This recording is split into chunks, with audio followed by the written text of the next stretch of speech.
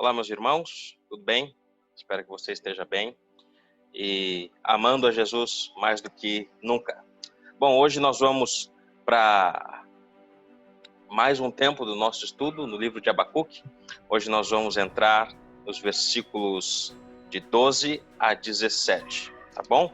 Lembrando do nosso tema, confiando em Deus em tempos difíceis, o nosso versículo-chave é Abacuque 2:4. Eis o soberbo, a sua alma não é reta nele, mas o justo viverá pela fé.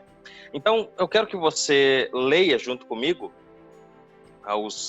o texto de Abacuque, capítulo 1, versículos do 12 ao 17. Então, acompanhe comigo aí na sua Bíblia e vamos ler. Não és tu desde a eternidade, ó Senhor, meu Deus, meu Santo? Não morreremos. O Senhor, para executar juízo, puseste aquele povo. Tu, ó rocha, o fundaste para servir de disciplina. Tu és tão puro de olhos que não podes ver o mal, e a opressão não podes contemplar. Por que, pois, toleras os que procedem perfidamente, e te calas quando o perverso devora aquele que é mais justo do que ele? Por que fazes os homens como peixes do mar, como os répteis, que não tem quem os governe? A todos levanta o inimigo com um anzol, pesca-os de arrastão e os ajunta na sua rede varredora. Por isso, ele se alegra e se regozija. Por isso, oferece sacrifício à sua rede e queima incenso à sua varredora, porque por elas enriqueceu a sua porção e tem gordura a sua comida. Acaso continuará, por isso, esvaziando a sua rede e matando sem piedade os povos? Aqui então nós temos vamos dizer assim, a resposta do profeta para com a resposta que Deus deu a ele. Abacuque estava pedindo por justiça, estava clamando por ajuda, por salvação. Deus, por sua vez, dá resposta para o profeta e talvez essa resposta não tenha sido muito agradável ao profeta. Então o profeta mais uma vez se coloca diante de Deus, perguntando, questionando a ele a forma como ele irá agir para com Judá. Antigamente não, alguns versículos atrás, o profeta estava aflito pelo silêncio de Deus. Ele não escuta a voz de Deus, ele não escuta a respostas de Deus, ele não vê ações de Deus para com o povo que estava em declínio moral, declínio espiritual, estava de costas para Deus. Agora, ele se encontra mais angustiado do que nunca por causa da resposta de Deus à sua oração. O drama aqui do profeta não era a realidade da disciplina, não era a disciplina em si, mas como Deus iria disciplinar o povo, o método que Deus iria usar para disciplinar o povo. E agora, nesse beco sem saída, o que fazer? O que se faz quando tu olha para trás, tu olha para frente, olha para um lado, olha para o outro e não vê saída? Assim como Jeremias, Abacuque, ele lembra de quem é Deus. Ele traz à memória o que pode dar esperança a ele. No versículo 12, nós vemos o profeta começar a se lembrar de quem é o Deus que ele serve. Assim como Jeremias, lá no seu livro de Lamentações, ele diz: quero trazer à memória o que me pode dar esperança. Abacuque, aqui neste momento, no versículo 12, ele lembra de quem é Deus. E eu quero acreditar que daqui em diante há uma transformação, começa uma transformação de perspectiva.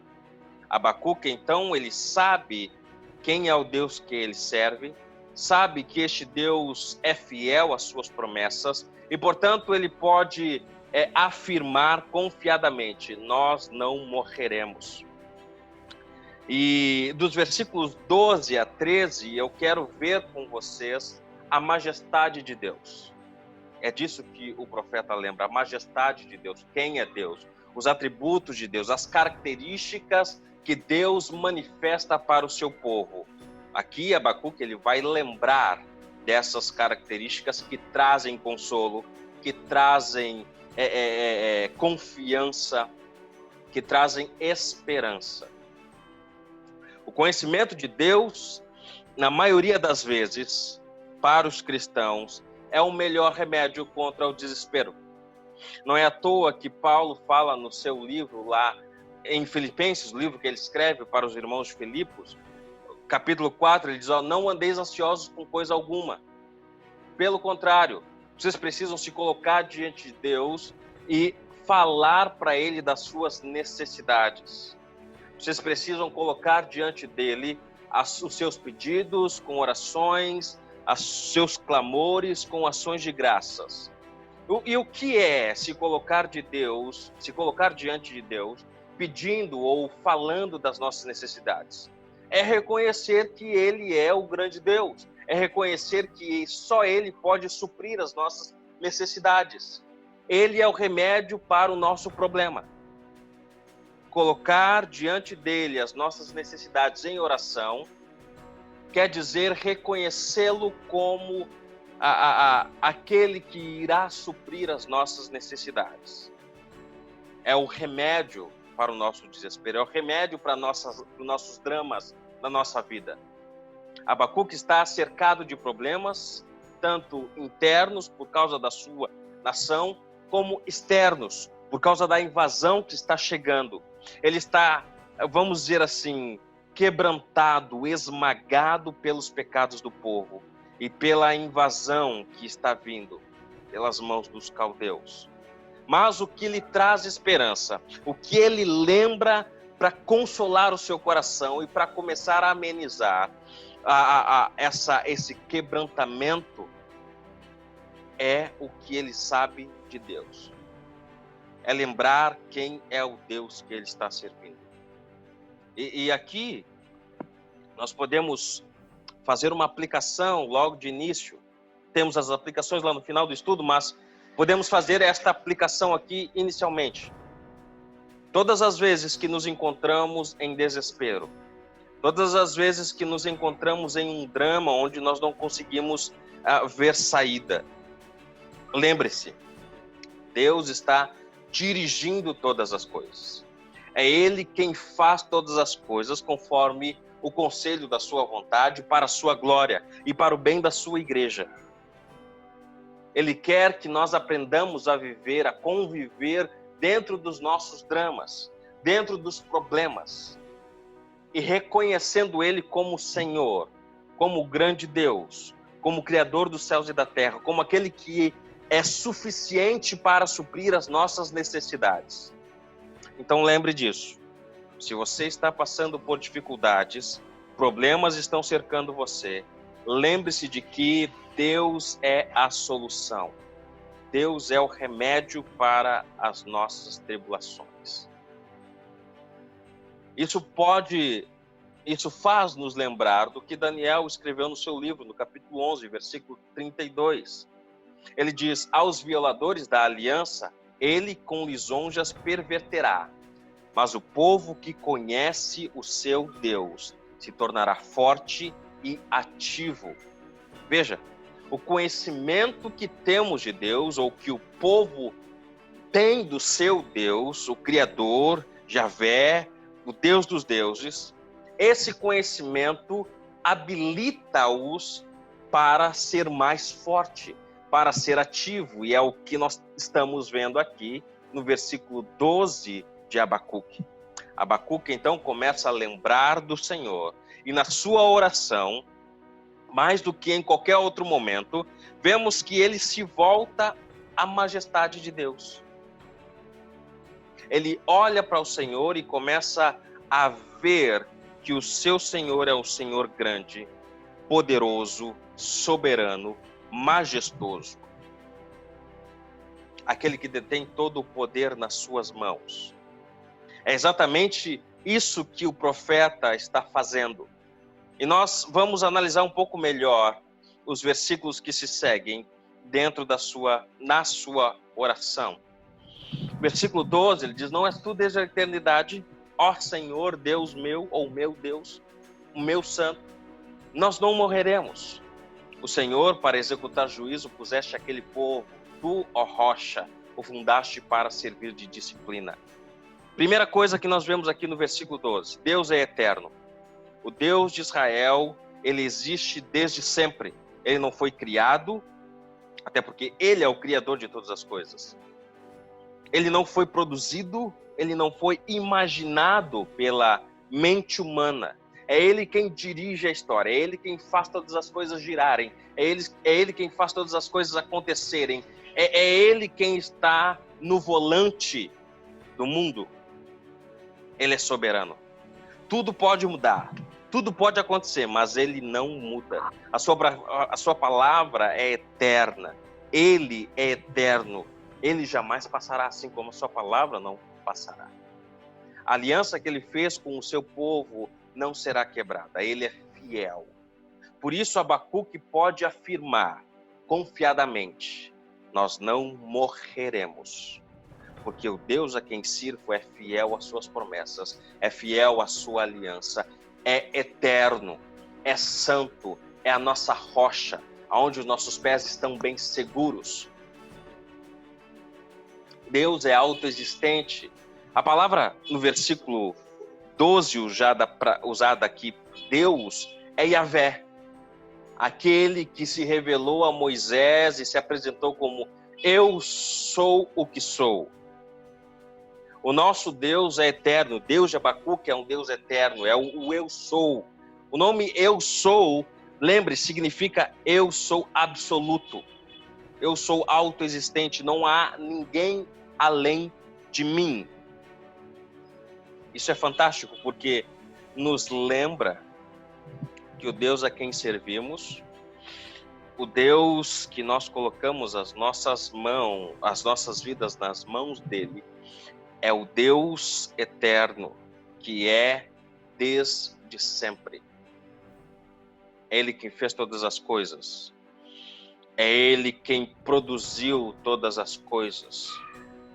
É ele quem traz o que acontece na nossa vida e no mundo.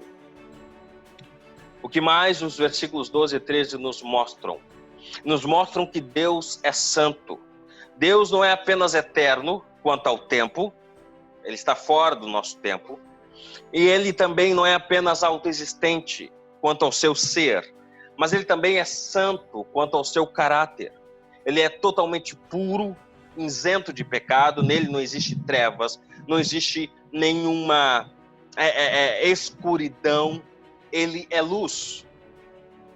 Nele não existe nada de ruindade, de pecado, de iniquidade. Abacuque descreve ele como sendo puro de olhos, que não pode contemplar o mal.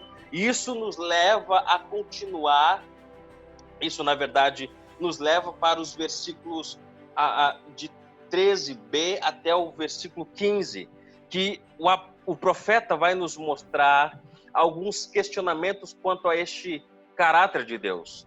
Bom, Deus, ele é puro de olhos, que não pode ver a iniquidade. Então, como nós podemos relacionar essas características de Deus com o problema do mal?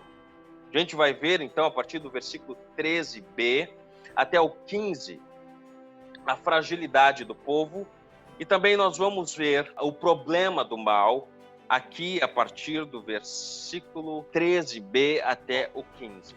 Aqui nesses próximos versículos, 13b ao 15, nós vamos encontrar muitas afirmações e muitas interrogações do profeta Abacuque acerca da pureza de Deus, acerca dos seus atributos, concernente à maldade. A maldade que está por vir, a maldade como os caldeus irão atacar o povo de Judá. Esses questionamentos são questionamentos como, por exemplo, como conciliar a santidade de Deus com o uso que ele vai fazer dos perversos, dos caldeus. Ou como o Deus santo pode aceitar o mal prevalecendo no povo de Judá, ou que vai prevalecer por muito tempo contra o povo de Deus? Nós podemos fazer as mesmas perguntas. Como é que nós podemos conciliar a santidade de Deus com a maldade dos perversos que ainda existem? Como nós podemos conciliar o Deus Santo com a maldade que vem prevalecendo no mundo? Veja, como aceitar a injustiça que sempre vem com toda a rapidez e acaba muitas vezes devastando a nação, devastando as pessoas, oprimindo cada um de nós. Como é que a gente pode conciliar o amor de Deus e a entrega do povo da aliança nas mãos dos caldeus? Esses são questionamentos que Abacuque faz para o Senhor. São questionamentos que vêm, né, que emergem da cabeça do profeta diante dos atributos de Deus e diante do que está por vir e do que está acontecendo também com o povo. Veja, versículo 13b até o 15 diz: por que, pois, toleras os que procedem perfidamente e te calas quando o perverso devora aquele que é mais justo do que ele? Veja, nesta pergunta e nesta afirmação de Abacuque, nós temos a ideia de que o povo de Judá, por mais que estivesse fazendo coisas más, estivesse agindo de uma maneira que desagradasse a Deus, ainda assim ele era mais justo do que os caldeus. Na mente de Abacuque, por Judá ser a nação de Deus, o povo da aliança, o povo descendente de Abraão, ainda assim eles eram mais justos do que o povo caldeu. Então, como Deus pode tolerar isso?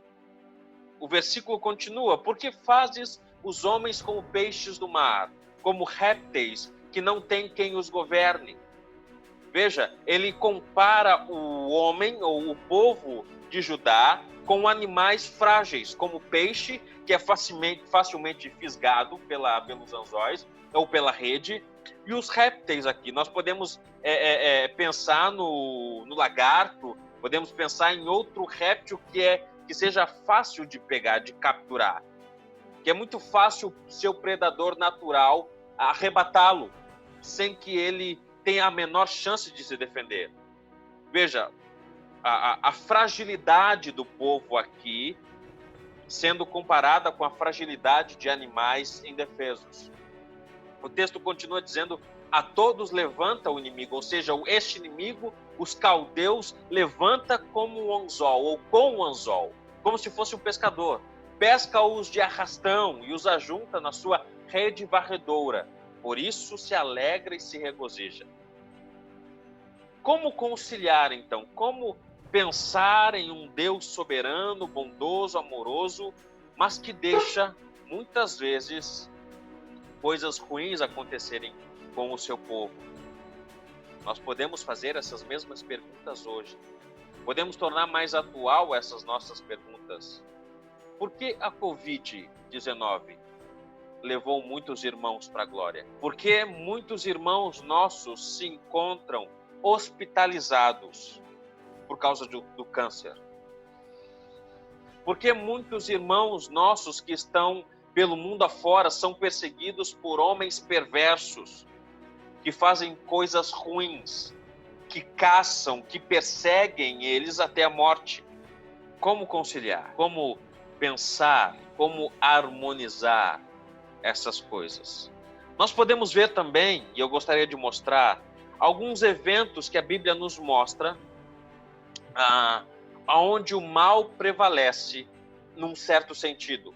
É que nós poderíamos perguntar: onde é que está Deus? Por que isso está acontecendo com o povo de Deus? Por que Deus não age? Por que Deus não os livra? E eu gostaria de mostrar alguns textos bíblicos para vocês, mostrando como nós podemos pensar no problema, no mal e na aparente demora de Deus em agir em prol do povo.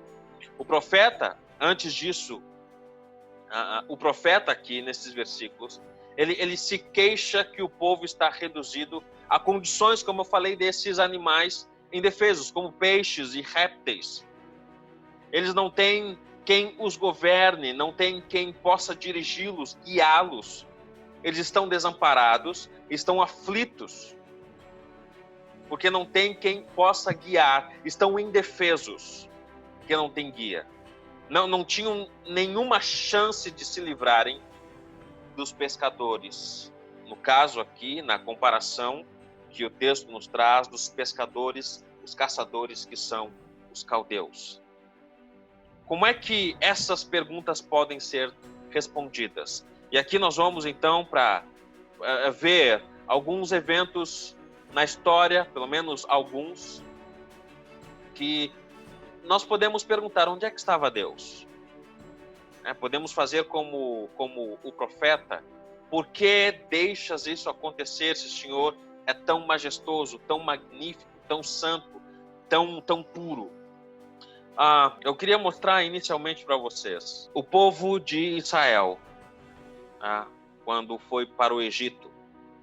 Lembre que em Gênesis capítulo 15, versículo 13, nós temos ali Deus firmando a sua aliança com Abraão.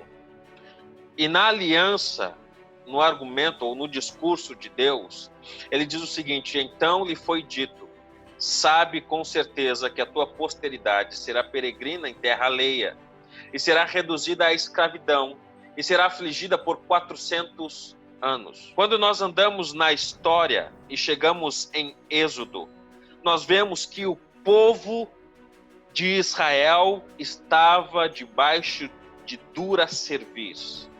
Eles estavam sendo escravizados pelo povo egípcio. E a pergunta que surge é: por quê?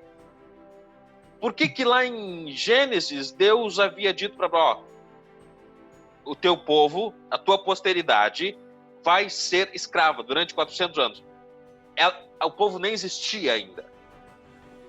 A nação Israel não existia ainda. Então, qual o motivo? Por que o povo seria escravo e foi escravo durante 400 anos no Egito? Por quê? Qual a resposta? Por que Deus deixou?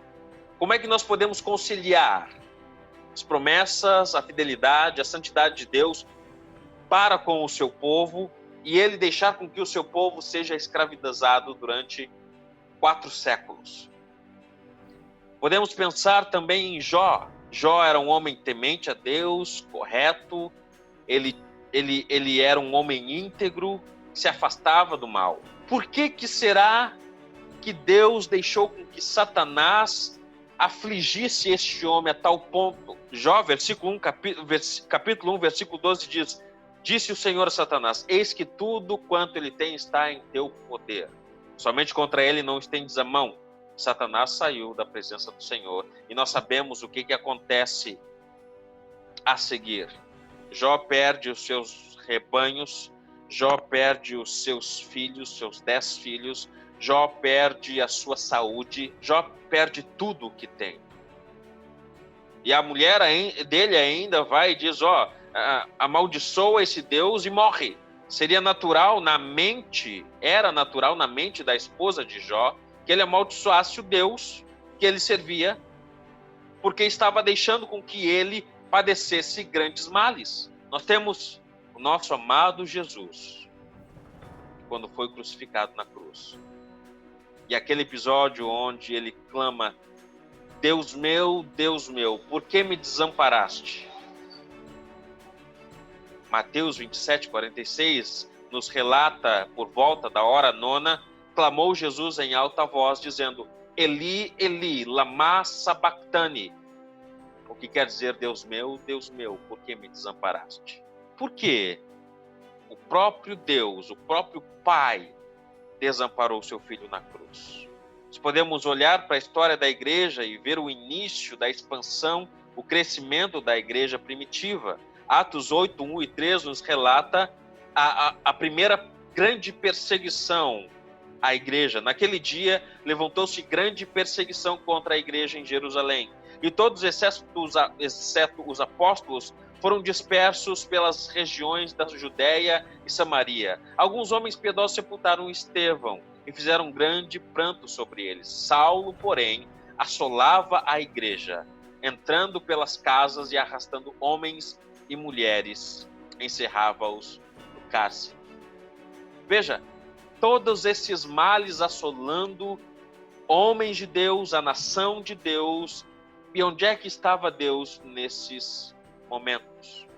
Assim como o profeta pode relatar ou pode perguntar: por que deixas o perverso subjugar o mais justo do que ele? Meus irmãos, eu quero acreditar que para tudo há um propósito. Nós sabemos disso. Os propósitos que estão por detrás das ações de Deus são propósitos para glorificar ao seu próprio nome e para o bem do seu povo, da sua nação, da sua igreja. Eu acredito que o propósito de todos os males, todas as assolações que acometem a nação, o povo de Deus, são para que o povo de Deus cresça, confie mais no Deus que tem, olhe mais para a grandeza do seu Deus. Assim como Abacuque, nós podemos ficar perplexos com a quantidade de maldades que nos cerca. Abacuque, ele está atônito, está perplexo porque o inimigo não apenas prevalece sobre Judá, implacavelmente, mas também ele fala de como os caldeus se comportam diante dessa conquista, de como eles não olham para Deus e adoram seus próprios deuses. Parece que tudo isso está diante de Deus, mas Deus não está, vamos dizer assim, com vontade de agir. Eu acredito, meus irmãos, que tudo isso, como eu disse, a maldade, a tribulação, as perseguições, o que o povo de Deus estava passando naquela época, todas essas coisas estavam servindo para levá-los para mais perto de Deus. Elas servem para nos levar para mais perto de Deus, para que engrandecemos a glória de Jesus. Como nós vimos nosso primeiro tópico, essas coisas nos fazem voltar para ver a majestade de Deus, para ver a majestade do nosso Criador, do nosso grande Deus e Salvador. Às vezes Deus usa essas coisas más para nos aproximar mais dele. Como eu disse na primeira parte do começo do nosso estudo lá, o mal, ele é usado por Deus como seu agente, como sua ferramenta, para levar o povo de Deus a confiar e a colocar a sua fé no devido lugar, que é em Deus. Os caldeus aqui, além de se regozijarem, festejarem por conquistar aquelas nações, eles também cultuavam o seu próprio poder, o seu poderio bélico, o seu poderio militar. E eles levantavam altares para adorar os seus próprios deuses, deuses da guerra. E isso nos leva para os versículos 16 e 17, que nos mostra a idolatria e a arrogância dos caldeus. Os versículos 16 e 17 dizem o seguinte: por isso oferece sacrifício à sua rede e queima incenso à sua varredura, porque por elas enriqueceu a sua porção e tem gordura a sua comida? Acaso continuará por isso esvaziando a sua rede e matando sem piedade os povos? Abacuque olha para o comportamento pagão dos caldeus e pergunta a Deus até quando isso irá acontecer. A referência aqui nos versículos dos sacrifícios que os caldeus faziam à sua rede e a queima de incenso à sua varredoura, talvez signifique que eles prestavam cultos às suas armas militares, certo? Às suas ferramentas de conquista, ou aos seus deuses da guerra, como, por exemplo, tinha Marduk, tinha Haddad e Istar. Eram alguns deuses que eles cultuavam, deuses da guerra. Era esta idolatria dos pagãos ou dos caldeus que Abacuque aqui ele se revolta. Ele se coloca em oposição contra este culto que os pagãos estão oferecendo aos seus deuses. E esse culto é contra Deus. É a favor dos seus deuses, mas é contra Deus. E isso perturba o profeta. Isso deixa o profeta perplexo com a falta de percepção dos caldeus de que existe um Deus supremo que está entregando Judá nas mãos deles, mas eles não estão nem aí para esse Deus, nem querem saber quem é esse Deus. Eles cultuam o seu Deus, achando que este Deus está dando a vitória para eles. O versículo 17, ele termina nos preparando para o capítulo 2, para nós entrarmos no capítulo 2 do livro. O livro, o primeiro capítulo aqui, o que estamos vendo, ele termina com uma pergunta. Acaso continuará, por isso, esvaziando a sua rede e matando sem piedade os povos? Senhor, eles vão continuar aí matando o povo sem piedade, vão continuar conquistando aí os povos, as nações, impetuosamente. Até quando? E essa pergunta vai ser respondida em breve. Nos próximos estudos vamos ver a resposta de Deus para essa pergunta. Antes de terminarmos, vamos para nossas aplicações. Vamos ver como é que o texto pode ser usado ao nosso favor, prático, em nosso favor de uma maneira prática. Tá bom? Aqui vem a primeira aplicação. Quando os dramas da nossa vida, as tribulações, as lutas, parecem sem sentido para nós, e por parecer sem sentido, nós vamos perguntar: por que isso está acontecendo logo comigo, logo conosco, com a nossa nação, com a minha família? Nós devemos parar e pensar, e meditar, ruminar, e lembrar de Deus. Lembrar de quem Deus é, de quem nós temos conforto, aonde nós temos conforto. Devemos olhar para o Senhor, devemos olhar para quem Ele é, para os seus decretos, para as suas promessas, para as suas obras, para os seus milagres, para o que Ele fez na minha vida, na sua vida, e através destas coisas, trazer esperança para nós. Sermos invadidos pelo consolo que Deus pode nos trazer somente por quem Ele é. E já é muita coisa. Coisa que nós não podemos nem imaginar. Concorda? Então lembre de Deus. Lembre do que Ele fez por você. Lembre das promessas que Ele fez para você. Se agarre nelas, como se você estivesse no meio do mar, do oceano, você estivesse se afogando e a alguns metros tem um bote que pode salvar a sua vida e você nada com todas as suas forças e se agarra nesse bote de tal maneira que você não desprende mais dele, porque aquele bote é a única coisa que pode lhe dar vida. Se agarre nas promessas de Deus como você se agarrasse nesse bote. Segunda aplicação. As ações de Deus sempre têm um propósito. Sempre. Isso deve permear os seus pensamentos. Isso aqui está acontecendo para um propósito. Isso aqui está acontecendo porque Deus quer mostrar alguma coisa para mim. Há um propósito por detrás disso. Romanos 8, 28 e 29 nos diz que todas as coisas cooperam para o nosso bem,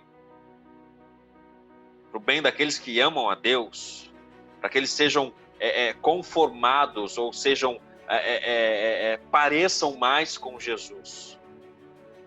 O propósito de Deus não é destruir o povo da aliança aqui em Abacuque.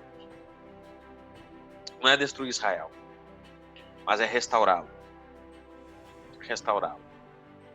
Nós podemos olhar para 1 Tessalonicenses, capítulo 5, versículo 9, e olhar para as coisas ruins que acontecem conosco, inclusive nessa época onde nós estamos vivendo, e lembrar de que Paulo nos lembra que nós não fomos destinados à ira, mas para a salvação.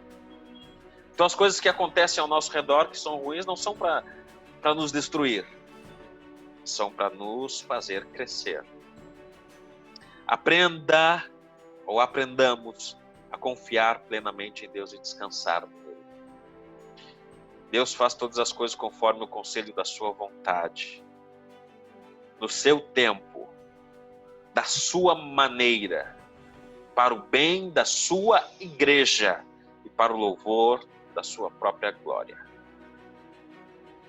Todas as coisas vão convergir para a glória de Jesus e para o nosso bem. Lembre disso. Seja o Covid-19, seja a crise política, seja a crise social, seja uma doença, seja a perda de um ente querido, todas essas coisas estão servindo para um propósito maior, que é a glória de Deus e o bem da sua igreja. E lembre, a igreja somos nós. Em outras palavras, o propósito de Deus com todas essas coisas é a sua glória e o nosso bem. Amém? Que sejamos consolados por essas verdades. Então continue vivendo a sua vida, continue amando seu esposo, amando a sua esposa, servindo a sua igreja com alegria, servindo os seus irmãos, mesmo que limitado. Continue se aproximando de Jesus, amando Jesus, continue amando o próximo, continue fazendo as suas atividades normais. As coisas estão ruins ao seu redor, não dê bola para elas. Continue vivendo a sua vida da melhor forma possível, agradando ao Senhor, trazendo glória ao nome dEle, amando os seus irmãos, para que no final, tudo isso redunde em glória ao nosso Salvador. Amém? Todos nós sejamos edificados, consolados e restaurados por esta palavra. Grande abraço.